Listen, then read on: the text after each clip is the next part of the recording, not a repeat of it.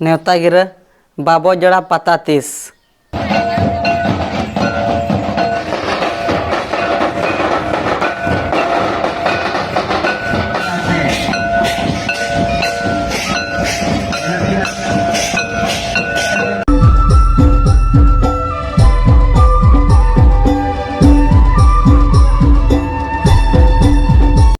जोहार के सनम को और मिट्टी नवा वीडियो जो को सगुन दाराम और नवा नेवता गिरा कान ताबोना और चिकाते अब जहाँ तीन सब्सक्राइबर को मेना पे ताबोना अदो जो सेरमा के पे कमेंट तहनो जो बाबो जड़ा पता और साथे टोला को जुर को सजावा और सेदाय खन हेज अगुआ ओंडे दो आर्टिस्ट दो बांग को बेना ओंडे दो ना निजे के को बेनावा तबे ओका हिलो और ओका डेट रे मेना का और जहाँ को सुर संगिन करे खन मेना पे ताबोना और नवा वीडियो नेल ताबोन पे और ओका हिलो खन मेना का और ओनागिन लई पे ताबोन और तबे दो ना आंजम ताबोन पे बाबो जड़ा पता 2024 और डेट दो हुयु कान ताबोना 8-3-2024 टू 10-3-2024 तबे नवा दो ना हुयु कना बाबो जड़ा अतु और पोस्ट ऑफिस दो ना हुयु कन ताबोना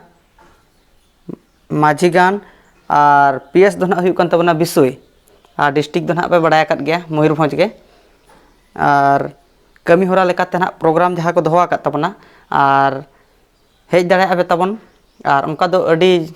रस्का बुझा सुर संगिन खरे खर को हिजु ताबोना ओंडे दो और उनका दो ना महित हुयु कान ताबोना 8-3-2024 ओना हिलो दो ना मेना का पता बोंगा बुरु और ओना दोसार हिलो जहाँ दो ना 9-3-2024 इना हिलो हो उनका के मेना का पता बोंगा बुरु और पता एनेज और हो पता एनेज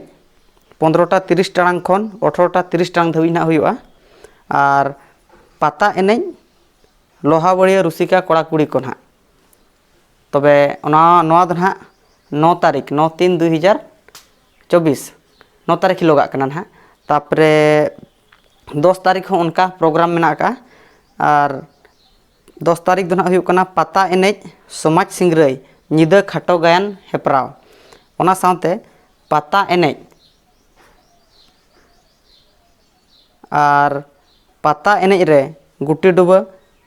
बांगरी पसी लोहा बड़िया रुसिका कड़ा कुड़ी को तबे जहाँ पे आंजम के गया ताबोना नवा 10-3-2024 तबे इन हिलो दो ना जतो खन सर्दी दिन कान ताबोना और इन हिलो दो ना जस्ती को भिड़ुआ माने 8 तारीख खन जहाँ लेका हेबो कना 8-9 तारीख किसी को भिड़ नुआ तापर 10 तारीख दो जतो खन सप्तो को भिड़ोआ इन हिलो दो लास्ट दिन कान ताबोना और जहाँ को सुर संगिन करे को ना मेना पे ताबोना तबे हिजु ताबोन पे नामपामाबोन और नेता गिरा दो ना नवा अगु गे ना लिंग आपे को लैया साड़े पे कान ताबोना और चिकाते जतो सेरमा गे ना नोंका गे हुयुआ अडी जार जमुक गे ओंडे दो हुयुआ और साथे 10 तारीख गे ना खेलोंड हेपरा हो मेना आकात गया और ओना खेलोंड हेपरा हो प्राइज उनका को दोहा का अडी नपाय नपाय प्राइज गे मेना आका तबे ओना प्राइज दो मेना आका ना फर्स्ट प्राइज लेकाते 15,000 सेकेंड प्राइज 12,000 और 10,000 8,000 6,000 5,000 उनका प्राइज अडी नपाय नपाय को दोहा का और एंट्री फी लेकाते ना ओना को दोहो लेआ 1515 टाका और तबे नोका ना पे आंजम केट के ताबोना बाबो जड़ा पता 30 और ओका जे हुयुआ और उना अपडेट के ना आपे को लय पे कान ताबोनी और जो थोड़ हिजु ताबोन पे नेल ताबोन पे चेलका रस्का बुझा चेलका दो बांगा और ना साथे सेदाय कोन हेज अगुआ कना ओंडे दो अडी रस्का बुझा और साथे टोला रे हो अडी सफा मन लखन हेज लेनखान आपे पे ठिका दरे चेलका बुझा चेलका बांगा चेखा बखान वीडियो रे को मेनिया आपे मेत ते पे नेल इदिया दाना इदिया पे नेल इदिया पे चेलका बुझा चेलका दो बांगा रस्का बुझा चे बांगा और ओना एड्रेस ना दोहा लिंग लय आपे कान ताबोना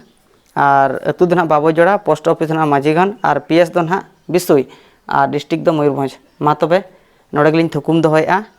बाबो जड़ा पता 2024 मा तबे सनाम को गे सेटरो ताबोन पे वीडियो दो नोडे गलिंग एंडया सनाम को गे जोहार।